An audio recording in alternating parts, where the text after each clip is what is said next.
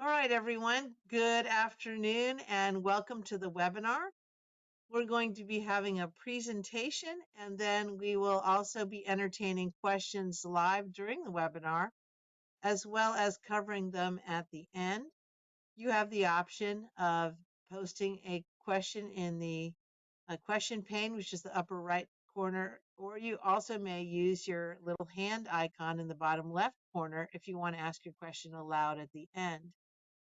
We'll also be sending a copy of all the slides to everyone who is registered for the webinar, as well as a live recording. So if you want to listen again, and I know that it's hard to take notes fast and furious, so just remember that you can re-listen to this anytime or share it with your boss or your colleagues. So with that, I'm going to turn it over to Matthew Lee and Darren Green. They will be our main presenters today. I'll be your host in the background, and they will introduce themselves.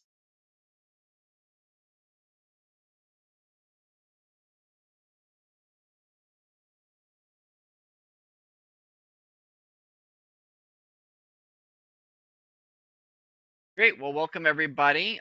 This is the third webinar on storm planning. This one is focused on debris management sites. And as Karen mentioned, my name is Matthew Lee. I'm the Director of Forest Conservation, and with me is Darren Green. He is the City Landscape Architect and Urban Forester for the City of Alexandria, Louisiana. So just a little bit of function, a little bit on webinar housekeeping. If you didn't catch Karen's instructions, here's a little bit of some icons for you can add those questions to the chat where Karen will be able to answer some things in real time. And if not, we'll be able to save that for the end during Q&A. I will also be Matthew, able, I'm not sure if are you advancing the slides? yes. So what's happened is you've opened just the window, and what happens is it gets stuck in presentation mode with the slides at the side. You have to share your entire screen, which will give a brief infinity. There you go. All Okay. right, please continue. Okay. Sorry about that. Thank you for letting me know. So yeah, you can see here, if you want to drop a question into the chat, Karen can try to answer that in real time as we're going through the slides, but we will also make space at the end for Q&A. We will also let you know how you can receive your ISA credits, or if you're trying to receive certification maintenance credits from the South Carolina Planning, Education, and Advisory Committee. We'll let you know how to get those at the end of the webinar. We want to give a quick shout out to our sponsors. We want to thank the U.S. Forest Service and the South Carolina Forestry Commission for co-sponsoring this workshop. And also a big thank you to Darren Green for bringing his invaluable boots on the ground knowledge to the discussion. So if you haven't attended previous webinars in this series, this is the third in a series of 4 webinars around storm planning and recovery. If you were not able to attend the January and February webinars, we can share recordings or copies of the recordings to you so you can watch those at a later date. Just reach out via email to myself and I'll make sure to get you a copy of those recordings if you're interested in this material, but you're just now discovering the series. But today we're going to be focused on the debris management sites. So if you're not familiar with us, we are the Green Infrastructure Center. We are a not-for-profit organization that helps communities evaluate their green assets and manage them. We do this through land cover mapping and urban tree canopy. We also look at wildland habitats as well. And then the point is really for us to be able to create data and use it with communities around strategic planning, so particularly around green infrastructure plans. And we do a lot of programming like this where we have webinars that help teach and train communities about this information going forward. Darren Green, if you're not familiar, is from the city of Alexandria, Louisiana, which is just under 29 square miles with a population of around 45,000 people. And is kind of in the middle of today's modern Louisiana and has suffered many destructive storms in its recent history. And so he has a lot of great experience and stories to tell on how he's dealt with those storms and the cleanup response. If you haven't accessed this already, our website has a lot of great resources and materials for free. So all of these, most of these publications are free on our website. So check out our resources page if you're interested in learning more about this content. So for today's webinar, we're really going to focus in on, I'm going to do a brief introduction on kind of trends and why bother doing this planning if you're not already doing it, and kind of what are some of the principles around storm readiness. And then we'll dive right into talking about debris management sites, some considerations around debris disposal, and then we'll have a really hopefully fun exercise where we'll walk you through how you could potentially estimate debris for your community so you can understand kind of the size of a debris site that you would need to manage storm debris, and then also a process that you could go through to identify a a debris management site in your community, and kind of what additional data sets and monitoring would need to happen in order to be in compliance with a lot of the federal and state regulations around these debris management sites. And then we'll take questions and share some additional resources at the very end of the presentation. So if you're not familiar, and for folks that have been through the couple of previous webinars with me, bear with me here, but I always like to highlight this because if you're new to this webinar series, there's a lot of great data out there that illustrates that we are experiencing much more severe natural disasters at a greater frequency in the United States. And this is a link here that you could access when we send out the slide deck through NOAA, the National Oceanic Atmospheric Administration, that kind of has some really cool map graphics that show where severity in certain types of natural disasters are. This one is for $1 billion severe storm disasters per year using inflation adjusted numbers. You can see Texas and kind of parts of the Midwest are getting hit pretty hard by these severe storms over the last 20 years. And in terms of the number of events that they're experiencing. You can also look at this through other natural disaster lenses like wildfire, flooding, ice storms.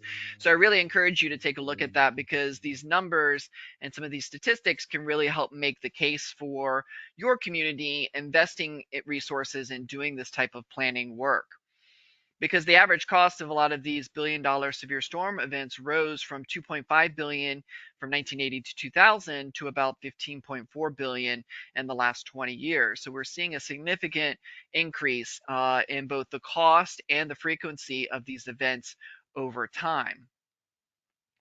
Of course, the scientific literature also has some sobering statistics that we're going to likely see increases in rainfall rates of up to 10 to 15% under a 2 degrees Celsius warming scenario, which is the likely warming scenario we're going to be experiencing over the next 20 years or so. And storm intensity globally will likely increase by 1 to 10% under that same 2 degrees Celsius warming scenario. So we really need to be focused in on doing all that we can to make our communities more resilient, and that requires some advanced planning that needs to happen in order to be able to respond effectively when these storms hit, because it's not going to be if, it's going to be when. So why plan? Well, the cost can be enormous for local governments.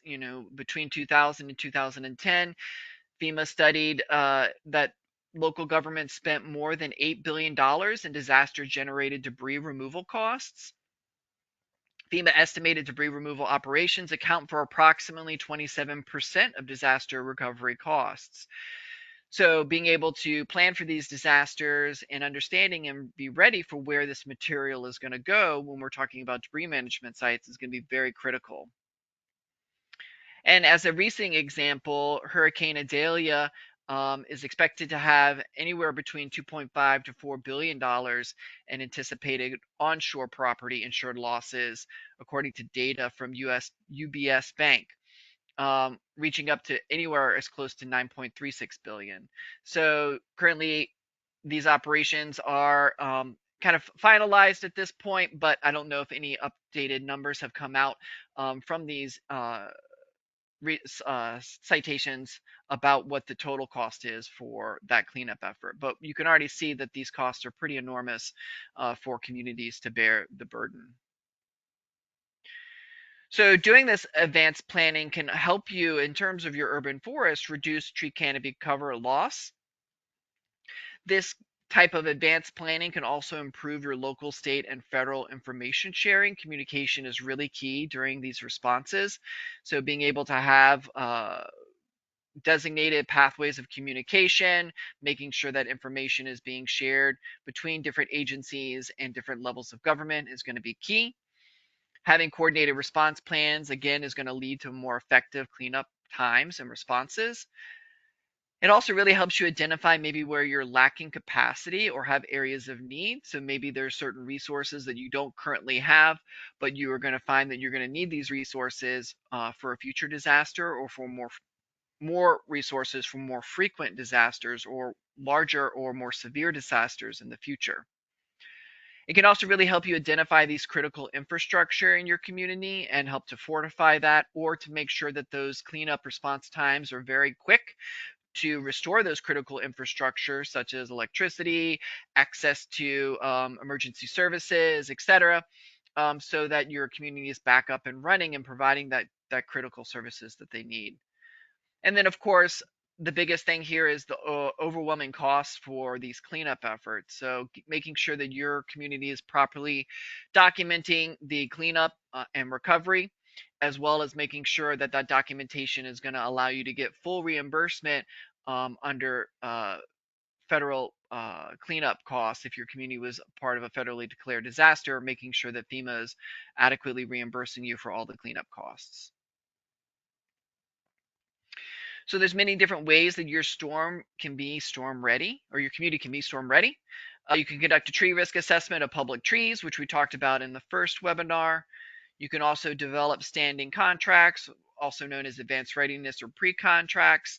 These are standing contracts for those cleanup services as well as monitoring services to make sure that FEMA protocols are being followed.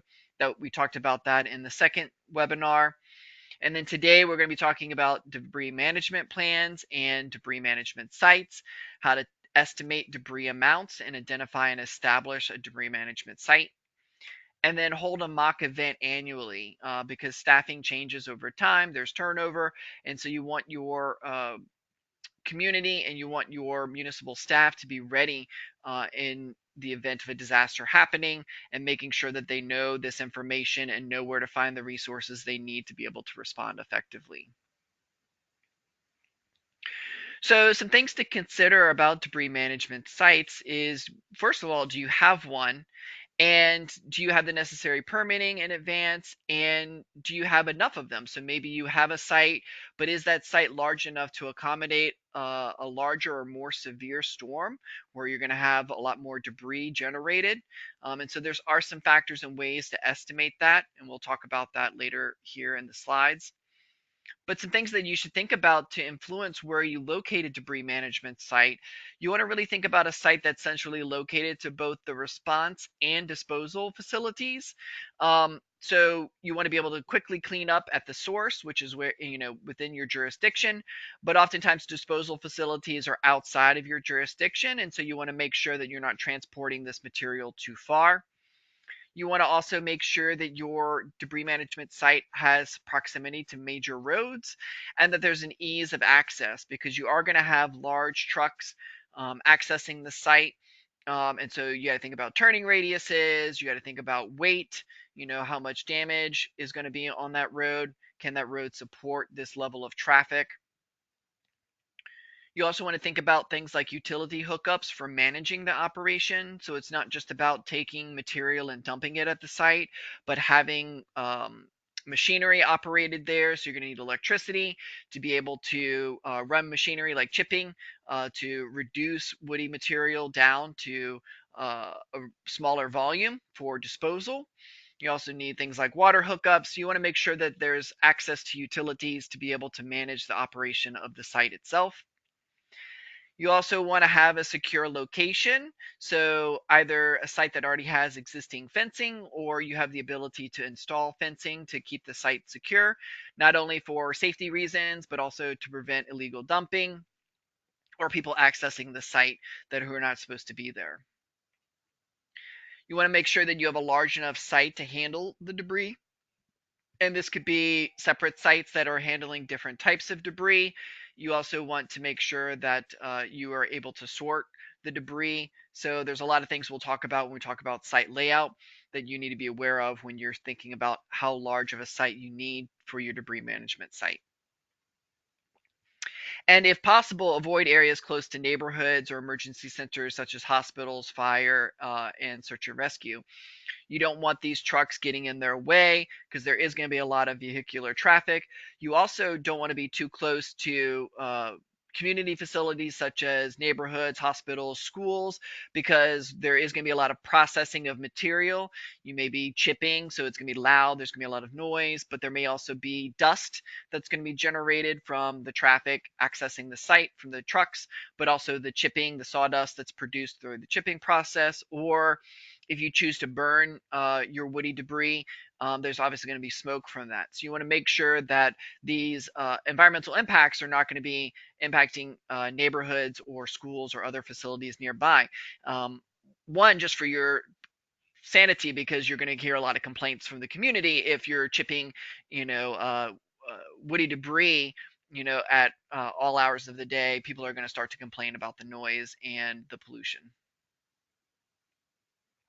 Some other factors to think of: you want your site to be mostly or fully open, so we don't really recommend clearing a forest to make a site. And you want to consider sites that typically remain open. So if you already have some sites where there's partial uses, like a county fairground, for example, where the site is large and you need it to be kept open, but you're only really maximizing or using that space a couple of times a year, then that could be an opportunity to use that as a debris management site. um, Small communities, such as small cities and towns, may lack one large enough site for them to manage and process their debris. So you may need to think about establishing an agreement with one of your nearby counties, who tend to have more of a land base and larger sites that you could potentially use to help manage your debris management site. Also, consider avoiding sites with wetlands or wet tendencies. Equipment will or can sink, and you may need to get permission to use the site due to sensitive landscape. So obviously, there's going to be some runoff. There's going to be some other environmental impacts, and we want to avoid sensitive sites such as wetlands and other areas that are draining surface water. Avoid sites with potential rare, threatened, or endangered species. Again, there could be additional impacts and displacement of those species that we want to avoid. And then ensure you have all state environmental permits for debris management sites in advance. So not only are there requirements through FEMA, but also you want to make sure that you're following all state environmental laws within your jurisdiction and get the advanced permits in time so that you're not having to scramble to get those after the disaster. So this is just an example of a debris management site layout. So when we talk about debris, we're not just talking about filling a site with the material itself and then there's nothing else. There's a lot of other infrastructure that goes into the site. So here in this illustration, you can see there's kind of a road layout for when trucks are entering the site, dropping off debris, and then exiting. You also need to have office space on site for the workers that are there, helping to monitor and process that debris. You also need to have space for towers so that the monitors who are in the towers are able to view the entire site and make sure that they are able to monitor the trucks that are coming in and disposing of debris, as well as when they leave, to make sure that those loads are fully empty. And that's just requirements for the FEMA, making sure that the monitors have access to make sure that they are adequately tracking and monitoring the disposal of debris and the movement of debris on site, and as you also take it away to a landfill or other facility for its final destination. You may also have things such as spaces for hazardous waste. You may have an ash pit if you're burning your debris. You may have separate piles for construction and demolition debris versus vegetative debris. And then, of course, you're also going to have machinery on site that's going to be processing or reducing, particularly the vegetative debris, into smaller piles. And then, of course, you want to think about buffers around all of these facilities, and of course, fencing. And then, of course, again, buffers away from roads or other nearby facilities that you want to be mindful of.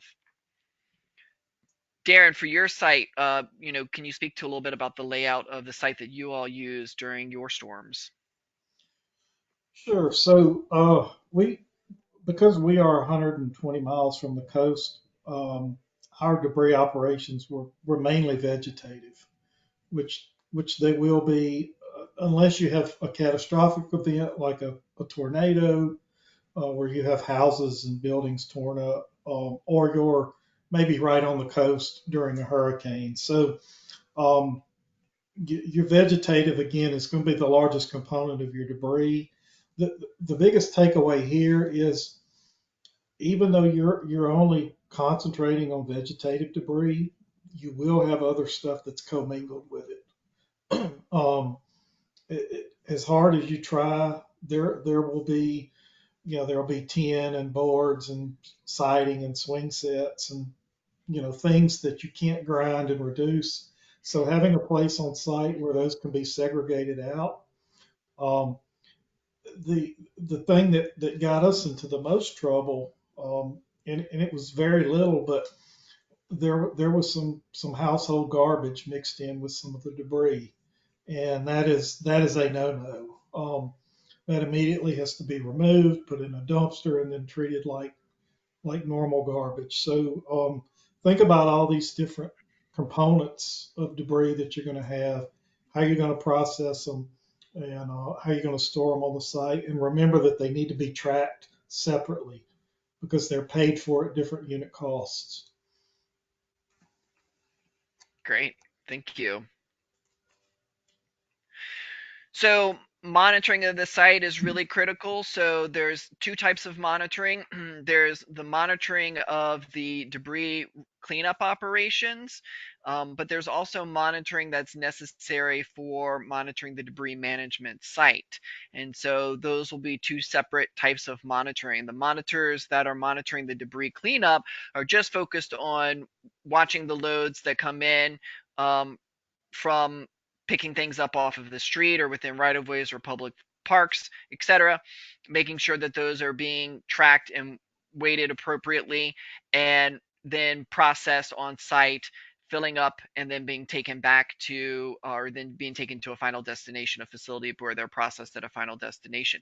Those monitors are just focused on those operations because those are what are going to get you reimbursement costs for FEMA if you were in a federally declared disaster. You also need a monitoring. You need people to be monitoring the debris management site itself in case there's any spills or there's a leaky truck that's dripping oil or gasoline on the site. You want to make sure that those spots are identified and that there's going to be able to be that data is collected so that when you go to clean up your site after the entire operation is complete, you're able to make sure that those sites and those spills or other impacts that are going on during the course of the operations are taken care of and that site is remediated if you're going to close down that site. Consider in advance what options exist for disposal of your debris. Debris disposal for vegetative debris is going to be a lot different than construction debris or hazardous waste. And you want to think about what existing relationships you already have in the community. And then in addition, think of contingency plans to put in place. So even if you have partners identified in the community to take certain types of debris off of your hands, still have a contingency plan in place because you may maximize their resources to be able to take that material, in which case then you're left stuck with trying to scramble to find an additional vendor or another source to accept these materials so that you can get them out of the community, or the rights of way. Vegetative debris is typically going to be a larger volume of debris post disaster, based on what Darren was saying, unless you're in a situation where like a tornado hit or you're right at the coast and you're kind of getting the brunt of those hurricane force winds. Vegetative debris is going to be the bigger chunk of the debris generated during the disaster. Different types of ways of disposing of vegetative debris are composting, mulching, burning, and landfill. FEMA really discourages landfilling of vegetative debris. They would like to see as much of that diverted to these other sources, either mulching or composting or burning, as much as possible. So keep that in mind. That's also one of the reasons why FEMA doesn't require but strongly recommends having a debris management plan in place. So it's factoring in all of these different topic areas that we're talking about here with the debris management site. You've thought about these contingencies in place, and you're trying to divert as much of this debris, whether it's vegetative or even some of the other materials, away from landfills.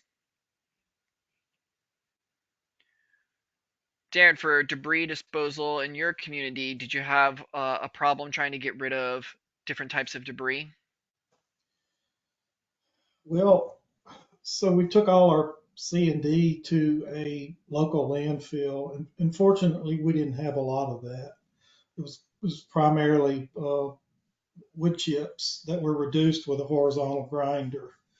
Um,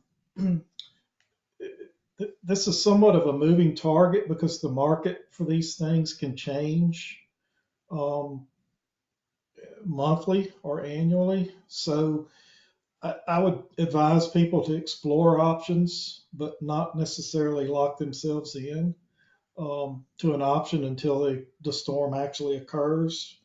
We were we were able to get rid of about 60% of ours to a contractor who needed it for fuel for a mill. Now we gave it to him, and he paid for the trucking costs, so there was no cost to us to get rid of it. And then the other 40% we actually gave to our State Department of Transportation, and they created a compost site, and they use it for erosion control and fill material along some of the state and federal highways. I would advise you, if you're thinking about doing composting, make sure you check into it first, because the permitting, at least in our state, for composting is totally separate from your debris management, reducing your debris. And it's done through a different agency, and it is a lot more uh, onerous than just grinding debris. So if that's something you want to explore, do your homework ahead of time, because you won't have time during a storm to get all these permits. Absolutely, and that's burning is another one that is oftentimes through a different state agency, than Correct. some of these other processing pieces. So you want to make sure that you're reaching out to that agency, making sure you're getting that specific type of permit well in advance. So if you're like, well, I don't know how to dispose my debris, or where are there debris disposal facilities, the Environmental Protection Agency has a GIS map explorer. You can follow this link here, and they list out the different types of materials or debris, as well as the type of facilities that will process that debris. You can see here for the state of South Carolina, I just have a couple of them ticked on, but they'll show the locations. You can zoom into your area and see what nearby facilities are available to you to be able to take debris if you're not familiar with all the different facilities in your area. And so what you do is you click on one of the facilities. This pop-up will come up, and it'll show you all the different types of materials that that particular facility accepts. And so you can help narrow down to find the different types of facilities that you maybe want to truck certain types of debris to. So it's a really great handy resource if you haven't pre-identified facilities for debris disposal. debris disposal, I highly recommend following this link and kind of exploring what different options are. It also gives you a contact information as well as an address for that particular facility. So it can really be some valuable information as you're developing a debris management plan or just identifying where you would like to take debris to be disposed of. So, how large of a site do you need? Well, there's actually a way to estimate the amount of debris in your community. So, the U.S. Army Corps of Engineers has a formula you can use to estimate how much debris would be generated in the event of a hurricane. And it's a pretty simple formula, it's just straight multiplication. Um, and these are the different variables. So, Q is the quantity of debris in cubic yards. So that's how much debris would be generated by that particular type of event. H is the number of households within your community, and there's a slide on each of these to go into what each of the variables means in more detail here, so just bear with me. C is the storm category factor in cubic yards, so that type of hurricane, Cat 1 to Cat 5. B is the vegetation cover multiplier. So there's a couple of multipliers that will be used based on the type of vegetation within your community. B is the business or industrial multiplier. And S is the storm precipitation characteristic multiplier.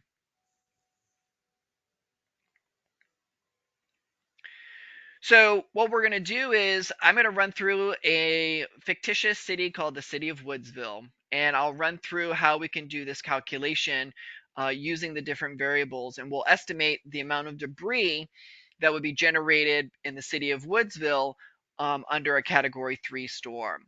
If you have these numbers or you're interested in calculating debris in your community, you can always do so after the webinar. But if you know some of this information now, you're more than welcome to follow along and calculate the debris or estimate the amount of debris generated in your community under a similar scenario.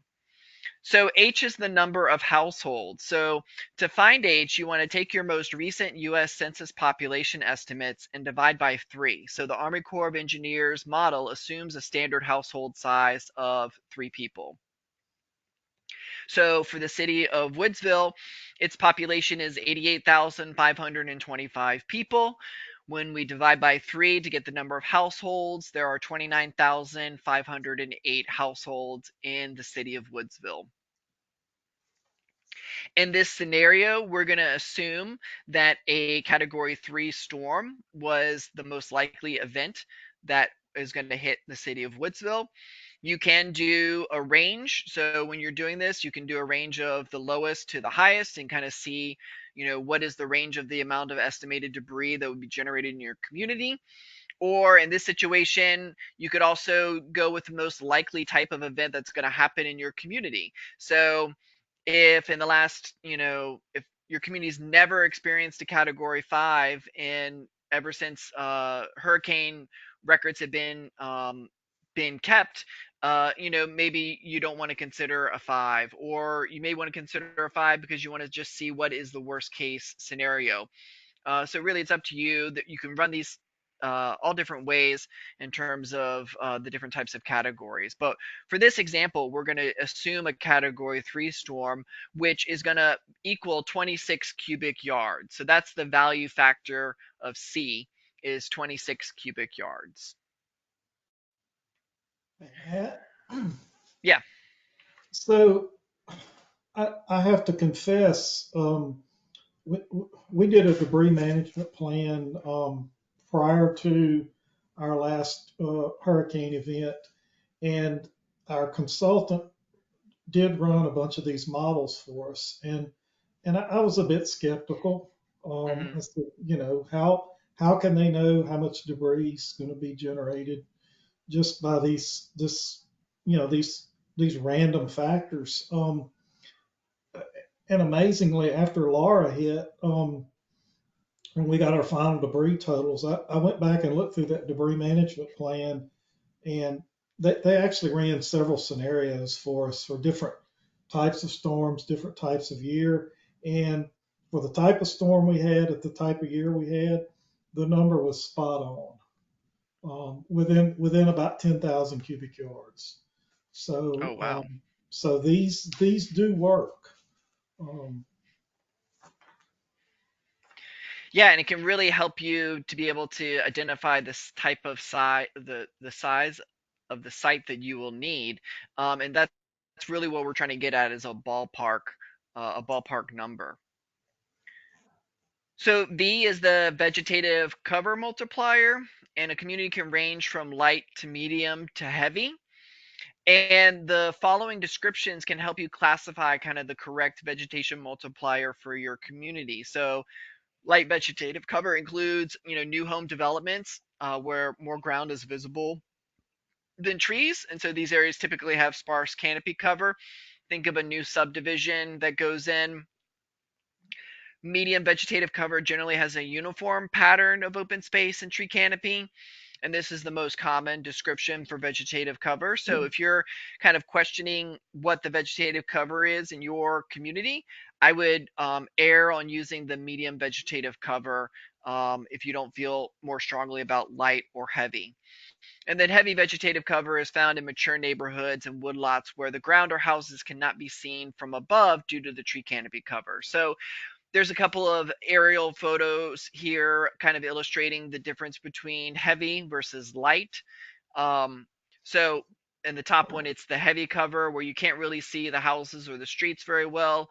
And then light, of course, is there's some vegetative cover, but there's a lot of lawn or turf or bare or impervious surfaces in the landscape.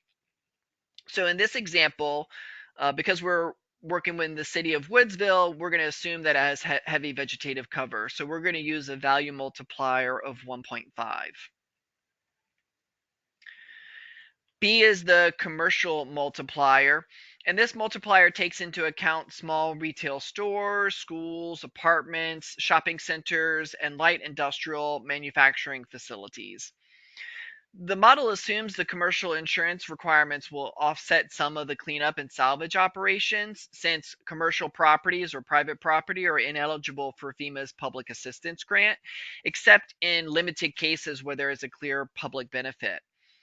So, in general, municipalities with significant commercial districts should use the heavy density multipliers, while communities with limited commercial districts use medium density, and small rural communities or strictly suburban residential commuter areas should use light density.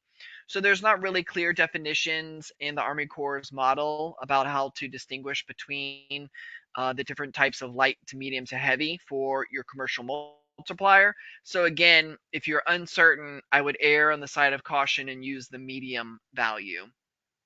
So we'll assume Woodsville is mostly an exurban residential commuter community, and so we'll use that medium commercial value of 1.2.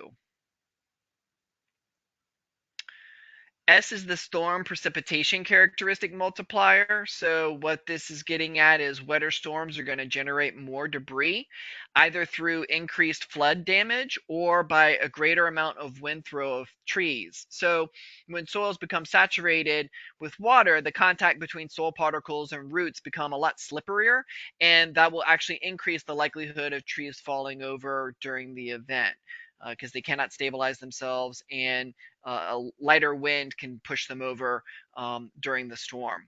So we're going to assume that actually Woodsville storm was mostly wind driven and there wasn't a lot of precipitation. So we're going to use the none to light in terms of precipitation characteristic of 1. You may want to consider using the medium to heavy because, as that earlier trend slide talked about, storms and rainfall rates are actually increasing. Is the trend. So maybe use 1.3 in your model when you run your estimates. So we're going to go through this formula. So let's calculate the estimated volume of debris for Woodville. So again, here is the model formula. Q equals H times C times V times B times S. So in Woodsville, there were 29,508 households. We chose 26 cubic yards for a Category 3 hurricane. We chose 1.5 for heavy vegetation. We chose 1.2 for medium commercial properties within the city. And we said that there was light precipitation, which gave us a 1.0 multiplier value for the storm characteristic. So when we multiply all of these values together, we end up getting almost 1.4 million cubic yards of debris generated by that one storm for the city, our fictitious city of Woodsville. So that can help you understand how much debris is generated, but that doesn't really tell us how big of a site we need. So what we need to do is some additional calculations to factor in some of those things that is necessary for a debris management site. So those roads, ingress, egress, facilities for monitoring the site, towers, machinery, spaces for processing the debris. So now that we know the estimated amount of debris that's generated, let's start to calculate the approximate size necessary for a debris site for Woodsville. So here's our cubic yards of debris generated by that storm.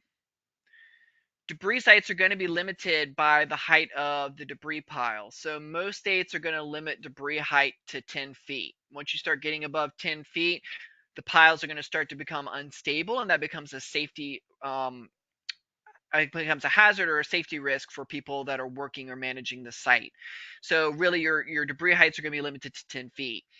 Now, factoring that in, if we filled an acre with debris to a height of 10 feet, then we could theoretically store 16,117 cubic yards of debris per acre. Now, obviously, that's like filling up the entire site with 10 feet of debris, which doesn't really leave room for getting truck traffic through or having towers for monitors to stand in. Um, but that will get us at a minimum of an 86-acre site. And that's if we're just packing debris in there, which is not really what we want to be doing or what the point is of a debris management site. But we need the room for all the other stuff to manage the site. So the Army Corps estimates the other stuff, the roads, the facilities, etc., take up about 60% of the site. So you really want to multiply the acreage that you've gotten by a factor of 1.66. So if we do that, 86 acres by 1.66 means that we need 142 acres for a debris management site for Woodville. Now, if Woodville is only concerned with processing clean woody debris, then we want to multiply by 30%. So if we multiplied that 142 acres by 30%, we'd end up with about a 43-acre site needed if you're just hauling in clean woody debris that doesn't really need a lot of sorting, and you're not really having other piles or other machinery or facilities for managing those other types of generated debris. Something to keep in mind as well is when you are processing your clean woody debris, say as for the mulching or chipping, you're not going to be processing it into giant piles. And I think Darren has actually a really interesting story about that. Yeah, so a couple of things here. Our site was only 5 acres, um, and we were able to process 220,000 cubic yards of debris on that site. Now, uh, if you can find a larger site, I would highly recommend it because honestly, we couldn't have put another teaspoon of debris on the site when we got finished. I mean, it was that full, but it was in the right location, and we really didn't have any other options. So we ended up stacking the debris about 40 feet high and compacting it um, with big track hose, and we got to the point we had hauled in probably 60 to 70% of the debris, and we realized we were going to run out of room to store it and not have any way to mulch it. So we we started our mulching operation a little early because when you reduce it, you're reducing it by say 80%, so it doesn't take up as much room. So we started doing that, and that freed up room for more debris. But then we got into a situation where our mulch piles, our reduced debris, were were probably 40 feet tall and maybe 80 feet square, um, and they started catching fire, which is not a good thing. So the Corps of Engineers suggested that we start segregating the piles, and so we had to start hauling it out just to make enough room to segregate it. That's not an optimal situation. You can make it work, but if you need 100 acres, then I would try to find a site with 100 acres, because your efficiency goes down when you're double handling this debris, and by stacking it up like that, it made it really difficult to pull it apart to put it in the grinder. It really did slow us down. So um, I, my advice would be to find as big a site as you can, but also keep in mind, if you can't, that you can make a small site work. You just have to manage it correctly. Yeah, or consider using multiple small sites, That would be so that another you're up. option. Yeah. And something else to consider too is it takes about, you can process or chip or mulch woody debris. You can do about 200 cubic yards in about an hour. So that's something else to factor in too, is that you can only there's a certain amount of time it takes to process the debris, and if you keep hauling in more and more debris, starting that chipping process early and making sure that you're chipping at is going to help you, because it does reduce the volume so dramatically that you're able to use the space much better. Yeah, and figure out your haul out options if space is an issue. Exactly. So this is where really a debris management plan comes in. So they're technically not required by FEMA, but they are very strongly encouraged. And so a strong debris plan should include the diversion of as much debris away from landfills through legitimate options. Utilize those volume reduction techniques that Darren talked about. Consider alternative technologies. So maybe there's ways to improve or innovate upon the debris operation so that you're either diverting more material away or recycling more of the material. And use approved debris management sites. So you've gone through a process where you're making sure that the site is adequate for the operations needed. So these are some steps to identify debris management sites. They're very similar to a lot of the other storm planning readiness work. So the contracting and the risk assessment. You really want to be dialoguing with your emergency management department or your state emergency management personnel. There's a really great way, and I'll talk about that here in a second, of using GIS to identify suitable debris sites. And then you really want to be collaborating with as many people as possible to select the best site. And you're also going to need to obtain those permits from state and local governments. And you're going to want to have a monitoring program in place for quality assurance. So, factors to consider in your GIS analysis: if you're using GIS to identify potential parcels that could fit the criteria you need for a debris management site. Size of parcel, so you're able to pull in parcel data and filter out smaller parcels, so you have an estimated site size from your debris estimation calculation that you've done. So you can kind of already filter out those smaller sites, unless you can't find a suitable larger site, in which case maybe you need to start finding multiple smaller sites to house the debris. Ownership, you really want to prefer public ownership over private ownership. You can go into some kind of contractual or lease agreement with a private owner to use a debris management site, but there's also a lot of additional steps that are required for that process, and you can read more about that in our debris management module.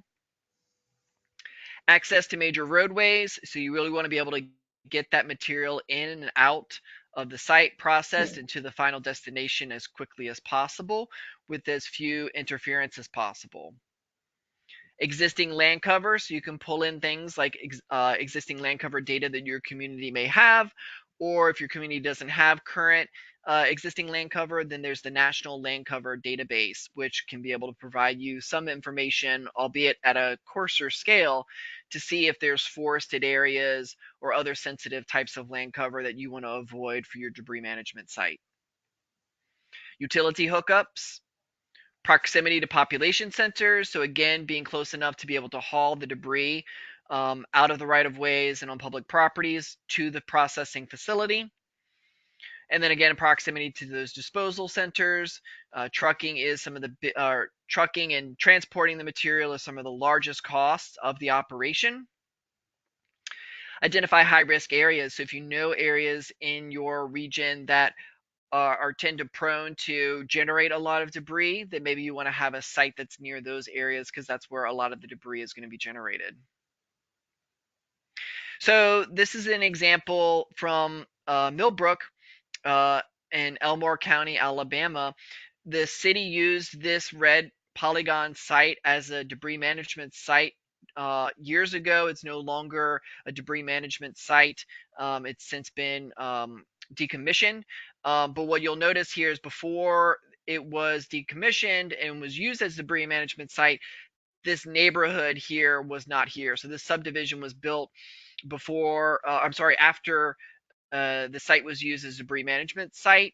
It since has been decommissioned, and now this neighborhood is here. So maybe this site is no longer really suitable as a debris management site because of such close proximity to this new subdivision.